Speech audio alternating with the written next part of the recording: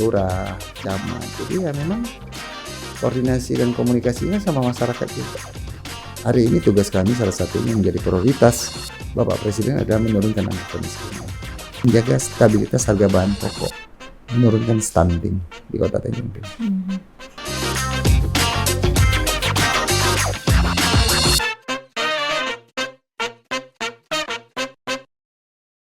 Jam 6.15 udah keluar dari rumah.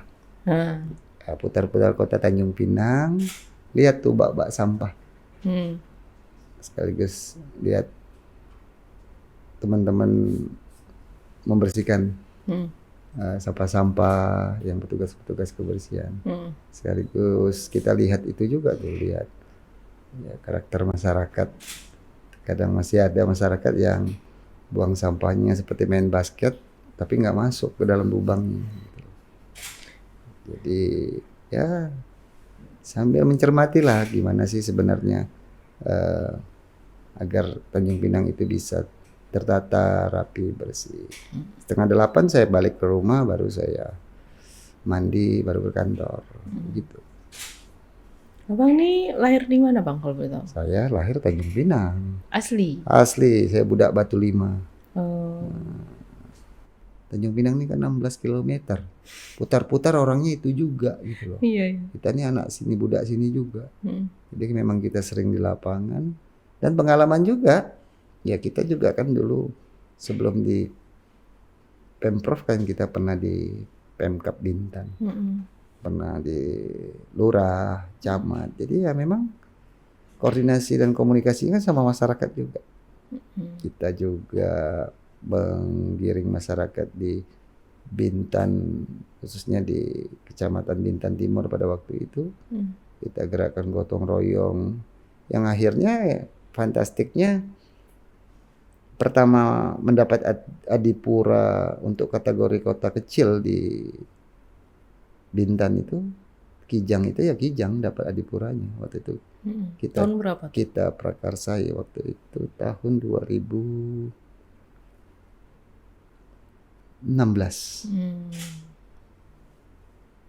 Ya, 2016. Itu program apa yang dilakukan bisa dapat adipura Bang? Ya pertama kan kita bersama tim penilaian pertama Adiwiyata di sekolah itu kan kita komunikasi melalui yang diprakarsai oleh Dinas Lingkungan Hidup. Memang setiap tahunnya Kementerian Lingkungan Hidup kan laksanakan penilaian. Waktu itu kan Bintan belum pernah dapat tuh. Cuman kita di situ ada beberapa kategori. Jadi waktu itu pimpinan artinya Dinas Lingkungan Hidup mengambil penilaian kategori kota kecil untuk adipura. Ada pula slot untuk penilaiannya itu. Maka kita ikuti. Nah tentu kan ini kerja kolaborasi, nggak bisa hanya mengandalkan pemerintah, tapi peran serta masyarakat. Ya jadi makanya jangan heran kalau hari ini saya di jalan-jalan, saya kadang-kadang harus duduk di tong-tong sampah sebelah-sebelahnya untuk melihat kadang-kadang masuk paret itu udah kita jalani sebelumnya. Jadi bukan hal yang baru. Oh, berarti bukan pencitraan ya Bang ya? Iya, saya bukan pencitraan. Oke. Karena udah kita buat itu kerjaannya. Berarti itu akan dimasukkan ke program di Kota Tanjung Pinang? Ya kan sudah berjalan nih, kita langsung begitu kemarin habis dilantik kita sudah merancangkan bersama teman-teman OPD terkait. Ya pertama kata kuncinya camat dan lurah. Karena mereka adalah leading sektor di masyarakat yang bisa membantu menggerakkan ya, kebersihan ini bersama masyarakat. Ya sekaligus kita mau lihat juga komunikasi camat lurahnya gimana di masyarakat, bagus atau tidak. Artinya kan mengajak orang untuk bersih itu tidak mudah macam membalikkan telapak tangan. Butuh komunikasi dan pendekatan. Makanya kita harus dorong dengan memicu beberapa kelompok-kelompok komunitas, kelompok-kelompok organisasi yang sama-sama kita keroyokkan gitu kerjanya. Ya artinya andil masyarakat yang sebenarnya yang paling penting. Tapi saya lihat udah hampir 2 minggu inilah saya laksanakan di minggu pertama di Penyengat ada berapa titik, termasuk minggu kemarin ada 11 titik itu gotong royong. Ya, saya bilang luar biasa, berarti sebenarnya masyarakat ini mau gotong royong, cuma kan harus ada yang mengkoordinir.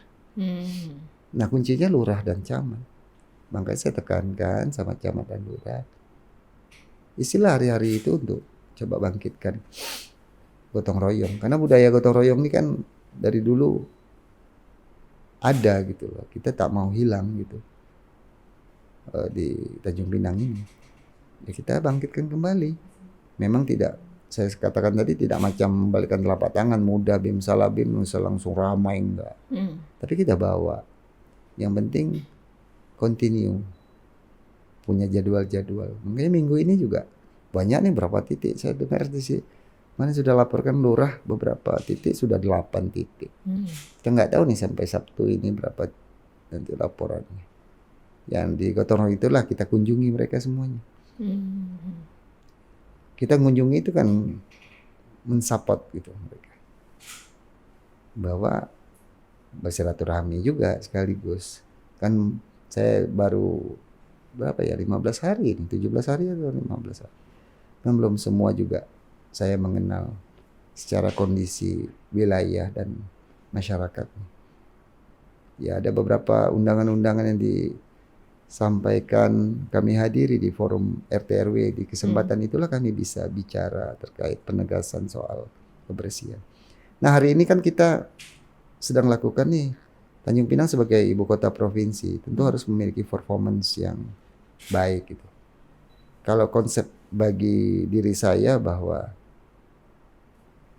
suatu wilayah itu baru dikatakan ada pemerintahannya kalau wilayah itu bersih, tertata, rapi.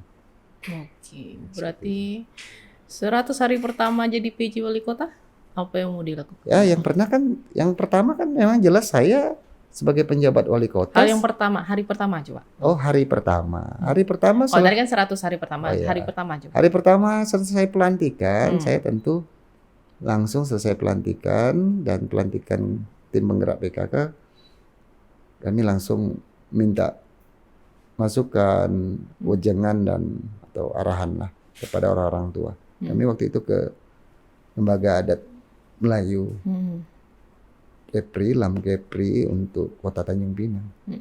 Ya, sesuai adat dan payung negeri. Lembaga adat Melayu itu sebagai payung negeri. Tentu nasihat-nasihatnya kita dengarkan, dan jika itu bisa diimplementasikan dalam program kan tentu ini kita lakukan. Salah satunya apa tuh, Pak? Ya salah satunya kan hari ini kan kita Tanjung Pinang sebagai kota sejarah, kota budaya juga. Ya artinya kota wisata juga. Kita kan nggak nampak nih kebesaran Raja Ali Haji sebagai pahlawan nasional.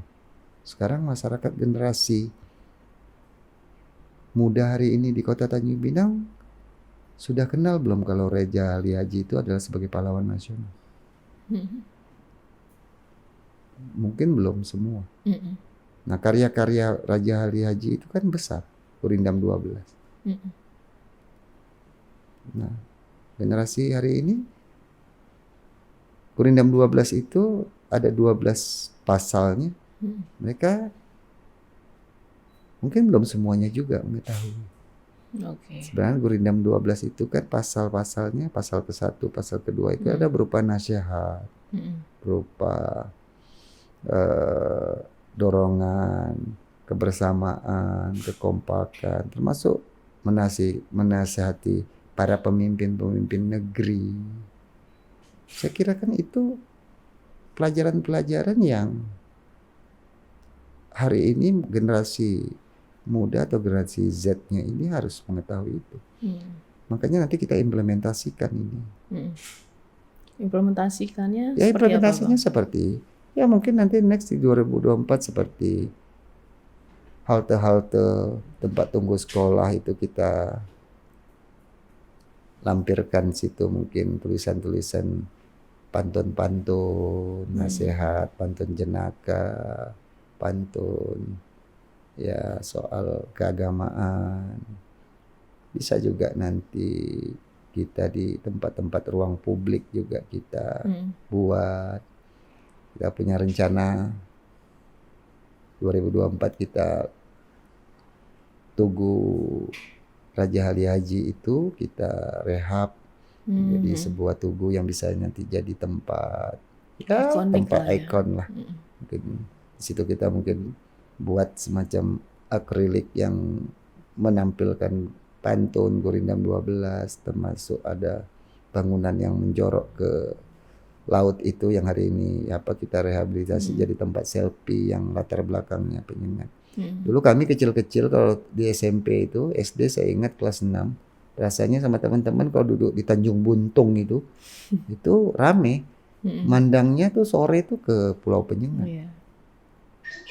Jadi itu sudah dari dulu gitu. Sudah dari dulu. Nanti di tempat-tempat itu kita coba, ya mungkin sekolah-sekolah nanti di 2024 kita minta kepala sekolah melalui Dinas Pendidikan, ya mungkin kita bikin karya lomba menulis pantun-pantun, nanti hasilnya kita bisa ditulis di dinding-dinding sekolah yang tepat lah gitu, bisa dibaca semua. Jadi kita coba bangkitkan lagi generasi Z ini harus tahu itu. Masukin Dan ke kurikulum. ingat ya ini makanya kita mau bahas nih kira-kira kurikulum muatan lokal itu seperti apa. Gurindam 12 itu di Penyengat itu kan dulu pernah dicoba untuk membangun tugu bahasa. Dan insya Allah di 2024 ini rencana provinsi akan membangun tugu bahasa. Jadi cuman tugu bahasanya jadi tugu bahasa Indonesia. Sebenarnya kan asal-usul bahasa Indonesia juga dari Kepri ini, Kepulauan Riau nih. Itunya Penyengat. Banyak pujangga-pujangga, penyair hebat. Hari ini generasi Z tahu nggak di Kepri itu ada 3 pahlawan nasional yang berasal dari Kepri. Saya rasa nggak semuanya yang tahu, termasuk kita mungkin. Iya kan? Iya. Macam seperti siapa saja sih nama pahlawan-pahlawan nasional dari Kepri itu kan harusnya ada di sekolah-sekolah, ya kan? Di sekolah-sekolah. Ya tapi ke semua itu butuh keseriusan. Makanya Gedung Gonggong itu di awal dibangunnya itu kan punya tujuan selain Gedung Gonggong itu sebagai ikonnya Tanjung Pinang, juga di dalam Gedung Gonggong itu harus jadi pusat-pusat informasi. Artinya pusat informasi. Makanya kita coba nanti 2024 ini kita rehab itu Gedung Gonggong untuk lebih baik lagi. Mungkin kalau malam hari bisa jadi tempat masyarakat ya meluangkan lelahnya selama bekerja. Jadi nanti di Gedung Gonggong itu ada 3 nanti. Ada di dalamnya jadi pusat informasi budaya, pusat informasi sejarah, pusat informasi wisata. Hari ini Tanjung Pinang sebagai ibu kota provinsi kita lakukan sinkronisasi nih antara provinsi dan pemerintah kota. Hari ini pemerintah provinsi sudah melakukan penataan ibu kota yang sudah berjalan seperti ya membenahi rehabilitasi kota lama. Ya mungkin ada yang dibangun terkait jembatan flyover itu. Dan 2024 jembatan Dompa juga akan dihiasi, penataan Pulau Penyengat, masjid dan penataan kawasannya. Terus juga kita dibangun juga oleh provinsi itu pengintegrasian Planter 1, Planter 2 untuk memudahkan ruang gerak, maksudnya komoditi-komoditi yang masuk ke Tanjung Pinang. Karena kan Tanjung Pinang bukan daerah penghasil, kita daerah komoditi yang didatangkan. Makanya penataan ini dilakukan biar lancar gitu semuanya. Ya kita pemerintah kota sudah dilakukan juga penataan itu seperti pengembangan pusat-pusat UMKM kan beberapa lokasi sudah bagus nih. Melayu Square, hari ini Anjung Cahaya yang mungkin rampung nanti di November ini. Termasuk penataan Akau Potong Lembu itu kan sharing juga antara kota dan provinsi. Jadi kota dan provinsi ini dua sisi mata uang sebagai pusat ibu kota yang memang nggak bisa dipisahkan. Dua sisi pemerintahan ini harus saling sinkronisasinya harus kuat. Karena ini ibu kota provinsi, dalam undang-undang pembentukan provinsi Tanjung Pinang ibu kota provinsi. Makanya antara provinsi dan kota Tanjung Pinang ini nggak boleh bertolak belakang. Karena kalau itu ya pembangunannya juga nggak akan baik. Kita kan berharap Tanjung Pinang ini ketika kita benahi dengan baik, maka kita berharap orang luar berkunjung ke tempat kita. Ada suatu perasaan yang mereka wah ini rapi, bersih, tertata, dan kulinernya yang diandalkan kan luar biasa nih, enak. Jadi mereka mau datang lagi kemari. Tapi kita pemerintah harus siap dulu. Fasilitas. Ya fasilitas. Tempat-tempat city tour harus dikunjungi itu yang menjadi itu di mana? Kan banyak nih. Bisa di Melayu Square nantinya, di Anjung Cahaya, di Akau Potong Lembu. Kan tak kalah hebat kuliner di Tanjung Pinang nih. Cuman kan bagi orang pengunjung kan ya mereka yang mengerti tentu kan harus bersih, higienis dan lain-lain seperti itu. Ya kan UMKM juga yang akan hidup. Kita mau ada daya beli masyarakat di Kota Tanjung Pinang itu baik gitu. Ya mungkin nanti November ini kami mudah-mudahan koordinasi dengan Pemkab Bintan, kita lakukan kerjasama daerah sama BRC melalui fasilitas pemerintah Kabupaten Bintan. Ya masa 300-400 wisatawan tiap minggu yang masuk di Lagoy nggak bisa 100-150 orang kita bawa ke Tanjung Pinang. Ya minimal kalau 100-150 orang bisa ke Tanjung Pinang dengan kesiapan yang sudah kita siapkan. Satu orang bisa membelanjakan Rp300.000 atau Rp200.000 tiap minggunya kan. Perputaran ekonomi di Kota Tanjung Pinang kan akan lebih baik. Kan seperti itu. Sekarang hari ini pemerintah nggak bisa berpaku pada program-program yang sudah digariskan hanya stagnan itu. Dia harus berinovasi. Hari ini promosi itu banyak. Bisa melalui digitalisasi dan lain-lain. Bagaimana kita manfaatkan digitalisasi ini bisa membantu pertumbuhan ekonomi di kota. Ini bukan bicara siapapun pemimpin, ini butuh keseriusan siapapun pemimpinnya. Salah satunya untuk program untuk menarik wisatawan yang ada di ini Ya, kan harus dikemas dengan menarik. Iya, ikon di Tanjung Pinang kan sudah banyak. Yang pertama, provinsi mungkin ditambah dukungan Pemko lakukan pembenahan Pulau Penyengat. Sekarang penataannya sudah bagus. Sudah bagus. Nah sekarang kita pikirkan lagi yang transportasinya bagaimana ini jadi ikonik, ini mungkin bisa kita baguskan, mungkin penambangnya, kapal-kapalnya menjadi mungkin dicat dengan bagus, rapi, kita kasih itu life jacketnya, keselamatannya apa semua, ya kan?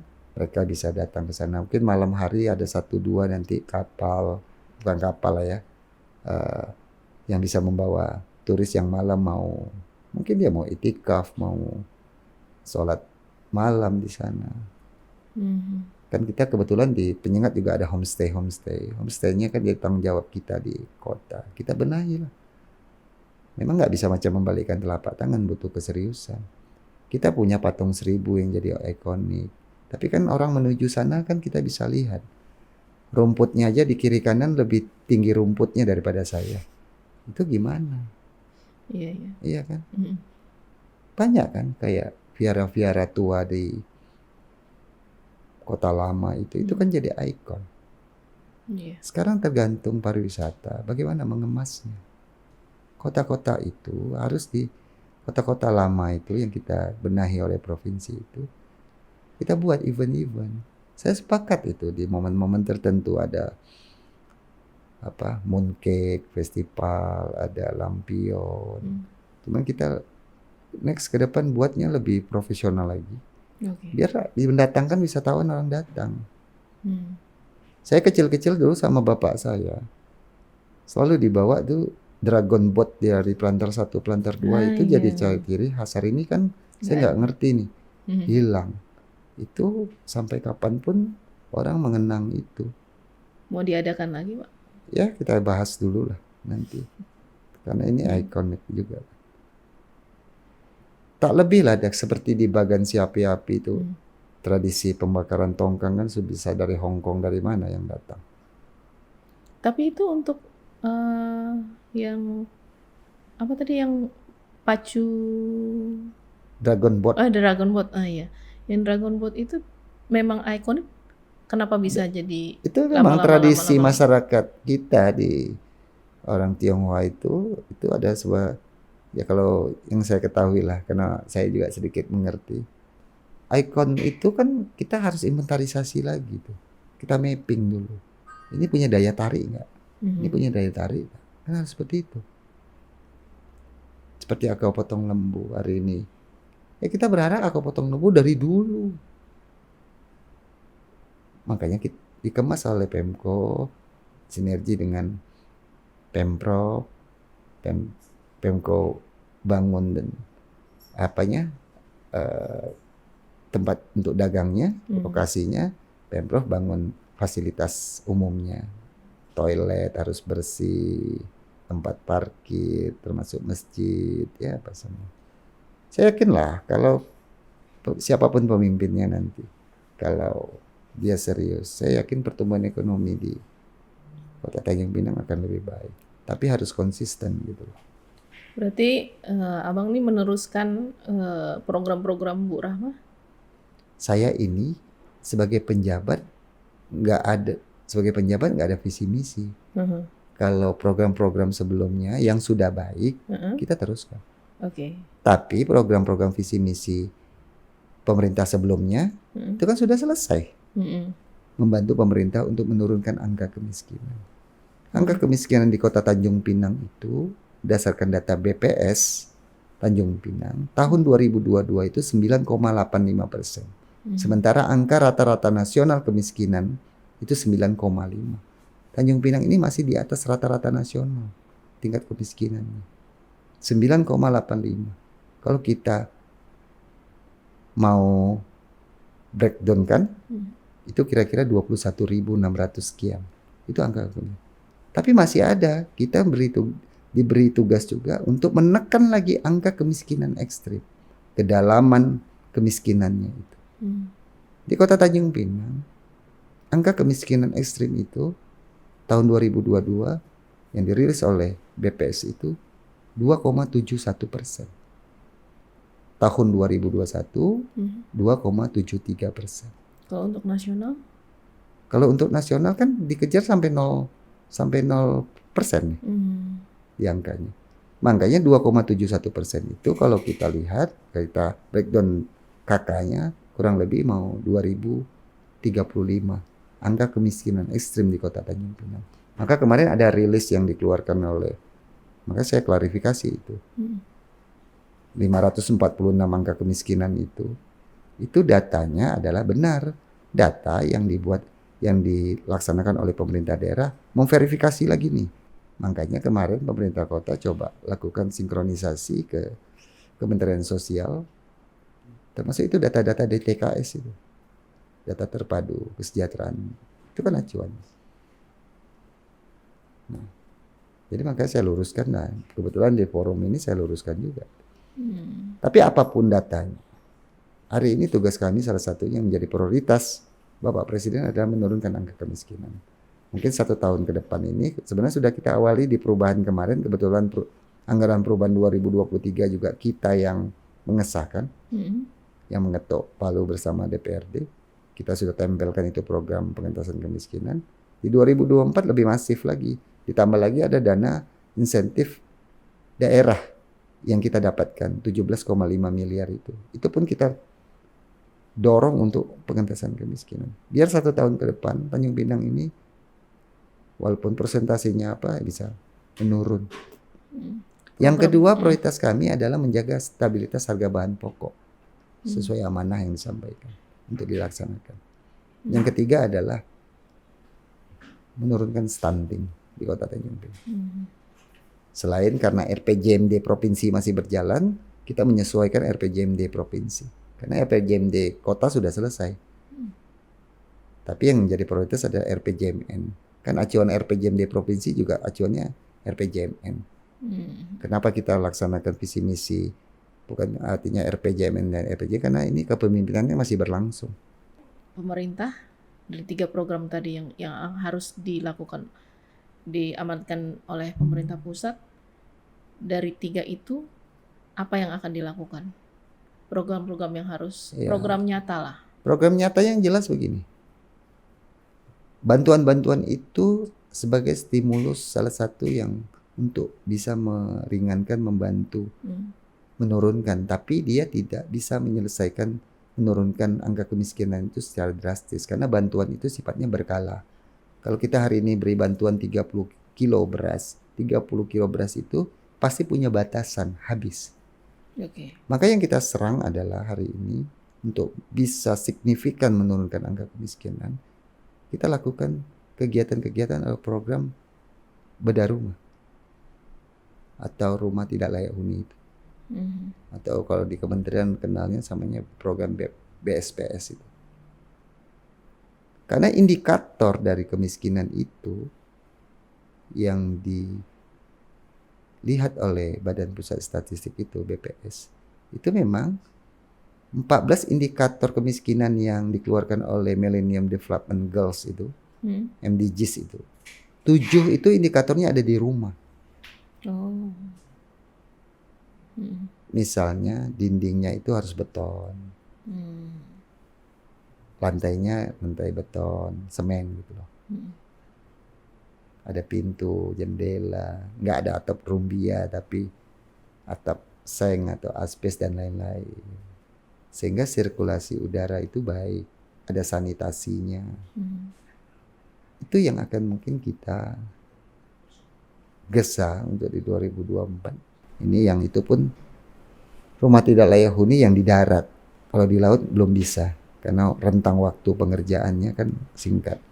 Kalaupun nantinya ada misalnya partai-partai politik untuk menemui atau apa, itu tidak mudah. Ya, saya tidak punya ambisi, belum punya ambisi untuk itu. Saya yang penting jalankan tugas dulu sebagai amanah, ini saya harus selesaikan.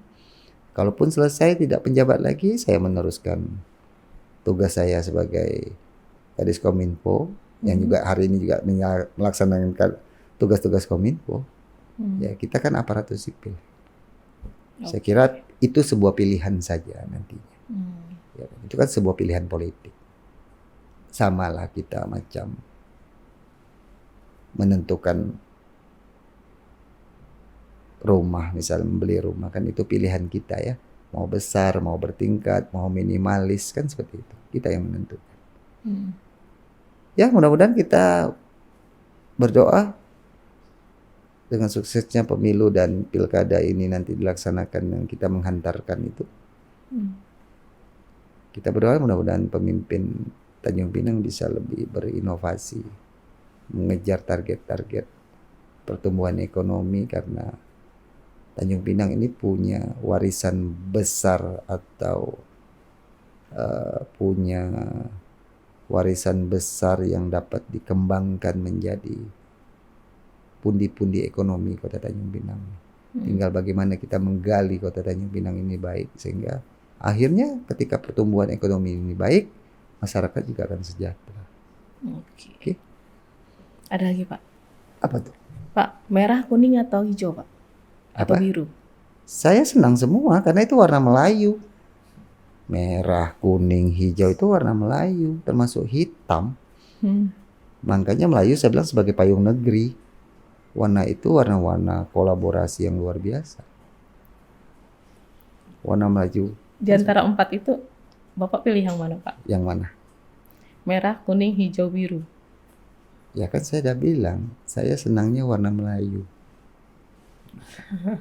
Oke. Senangnya warna Melayu, karena warna Melayu kan saya bilang tadi, lembaga adat sebagai payung negeri. Itu itu warna-warna kebesaran, Ya. adat istiadat Melayu di sini. Dia Mm-mm. punya arti, tanda kutip bukan arti politik ya, Oke. arti mengayomi Mm-mm. masyarakatnya yang mendomisili di bumi Gurindam ini. Oke. Ingat ya, bukan konotasi dari politik ya, warna-warna Oke. itu. Catat itu.